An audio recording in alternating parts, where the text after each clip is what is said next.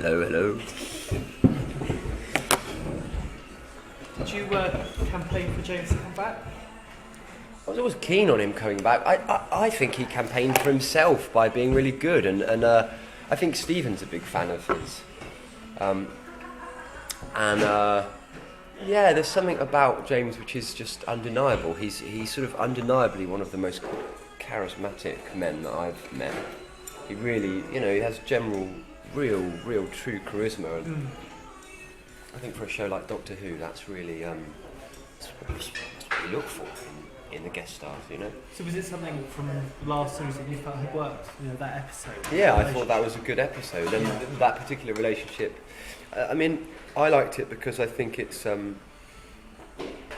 interesting to see the Doc. It highlights how alien he is in a real environment. So sort of whenever you see him placed in our sort of reality, he really becomes an alien. Yeah.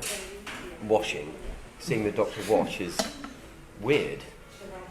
It's a very normal thing to do, but seeing him just kind of behave normally, and James sort of plays off all that brilliantly.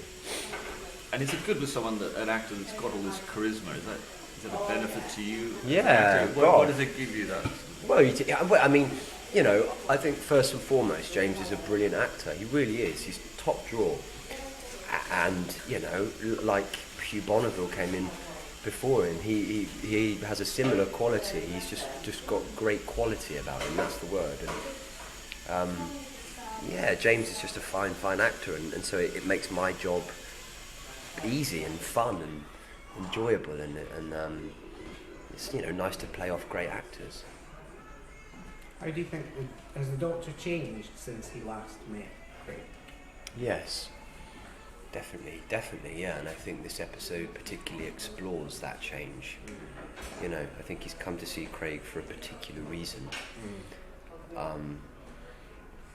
And so, it's an interesting episode, and obviously there's a classic monster in it, which is fun. It's fun to see James Corden meet.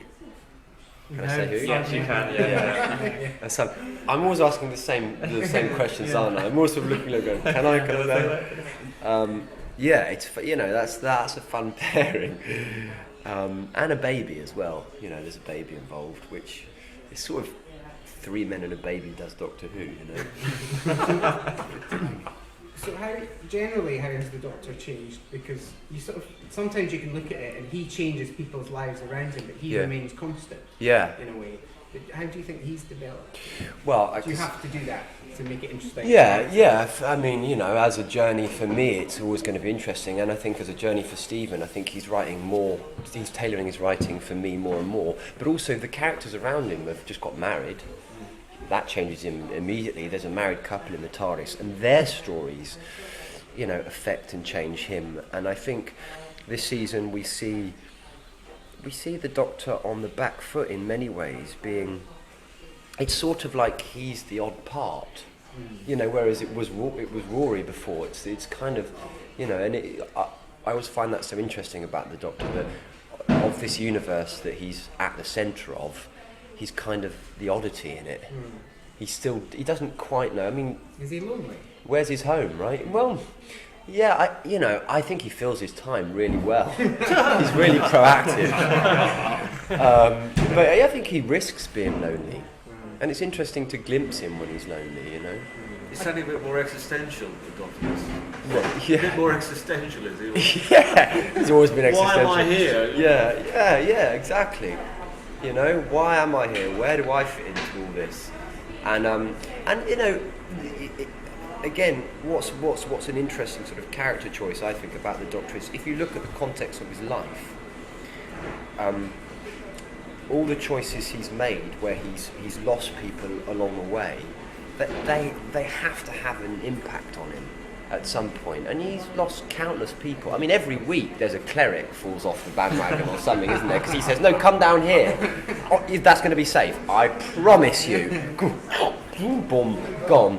Oh well, sorry, that's a shame, but off we go. Got to save.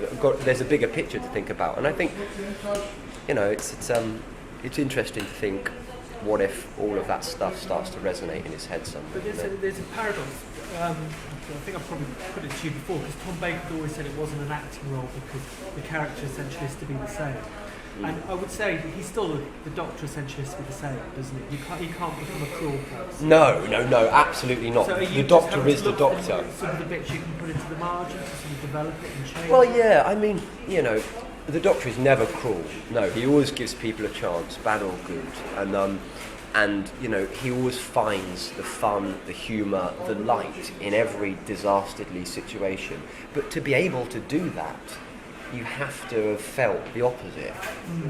But you you know. can't have, in fiction, you often see a character who, you know, we follow them through a story which transforms them, and Yeah. they're different. We can't do that with the Doctor, can we? Well, yeah, because, you know, Tom Baker's Doctor is different to Chris Eccleston's, isn't it? Yeah. You know, so I think therefore, you know, I don't agree with Tom on that one. I think it's, you know, of course, the essence of the man is the same. The Doctor is the Doctor. It's the same man, whether it be David Tennant, Matt Smith, Tom Baker, John Pertwee, whoever.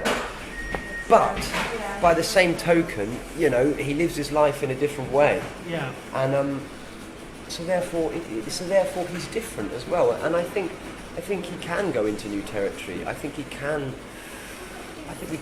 glimpse him being all those things that he isn't as well. So I mean, it's I'm not being very specific, but yeah, yes, he is mad and fun and brilliant and kind and humorous, but also he's crafty and he lies and he's naughty and you know, he's selfish. So does he feel to you like he's developed since you were playing, you know? I in hope the so. Tower? I mean, I'll let you be the judge of Yeah. that. But you know, I've made it my business to try and develop him this year in an interesting way. Yeah. As long as 14 days an episode allows, you know. Yeah. Think on your feet. Yeah. Kind of along those levels, James was saying how impressed he was that at the end of a night shoot, whatever, you'll come on and you still got tremendous energy when you approach the scene and you really go to it. How do you keep the energy levels up when it's been such a long, arduous... Because it's good fun. Yeah? And it's, you know, it's my job. And if I don't do it, someone else will do it, won't they? So I've got to do it well. And I better turn up and know my lines and have good energy. And I sort of think it's my responsibility, because if I don't, then, you know, what chance has anyone, you know, why does anyone else? Yeah, it's quite sweet that he seemed quite excited about the Cybermen, like, you know. Yeah. And, I wonder if you had the same thing, because although we I mean, even seeing it today. Yeah. And they're just great. I love the Cybermen. And he's James. You know, he does that brilliant thing of what I think all the actors that come in and do guest parts really well. They judge the tone of it perfectly, and James pitches his performance, you know, perfectly. And I must say that he's got great energy and enthusiasm. He's a real pro. I'm hugely impressed with him. Not only that, he's doing all his other stuff as well. You know, he's a busy man. Have you been able to sort of educate him at all in things like the cyber? In the world of Doctor Who. Yeah, because I mean, you know, a year and a half ago, Yeah. he did need a bit of education, but you've sort of been boning up and stuff. Yeah. He's kind of- You know, I mean, you know, but he's pretty well schooled on the Cybermen, but there are sort of other, you know, Who nooks and crannies that he doesn't know as well. That you know, we talk, you know, I was explaining the nature of a cyber match, for instance, and just where they fit into the big picture. But yeah, you know, he's pretty well schooled. He's done his homework. Is he a bit like a companion in this episode? Yeah, I think he sort of is, actually. And I think because we get on very well as people, hopefully that energy bleeds through onto the screen in the way a companion-y relationship would. Yeah, and Craig, you know, and also what I like about this relationship is that the Doctor has a friend in Craig. He has a human friend that's not a companion that he's chosen to go and visit, and I think that speaks volumes in some way. And when you see this episode, it will all make all my gobbledygook that I've just gone through trying to explain in my actory head what it means will hopefully make some sort of sense. Do you like, I mean, one of the things that was so affected about the lodge last year was the kind of the mundanity which you've alluded to, the doctor washing, working in the course, Yeah. playing football, which I think is really exciting and a nice message in that last year. This, I suppose, adventuring your ordinary In life, yeah. Can you revisit that though, or do you think that when, it's the same? Craig is going to start thinking, okay, aliens exist. Yeah, Craig knows, but So that's the last question. he's happy with his baby and his life and his things, so he doesn't necessarily want the doctor to sweep back in. Yeah. And then lo and behold, hello, I'm back. Yeah. So I think you can revisit, because whenever the doctor comes, it's with a bluster and a sort of a baffled sense of, I don't really know why I'm here, but I do know why I'm here. And do you love the fact that you get to play in these environments? Yeah, I really do, because it sort of, as I say, it allows me to be alienated, which I like. Yeah. Because, when you're faced with a Cyberman or a Dalek, there's only one alien that looks weirder, and it's them. Yeah. So it's cool, and it's cool to see the doctor, be around a baby and just have may as well be a salt and pepper shaker, have no concept of what to do with it. Yeah. And it's funny, I think, and it's he's a pleasure to work with, and fingers crossed this will be,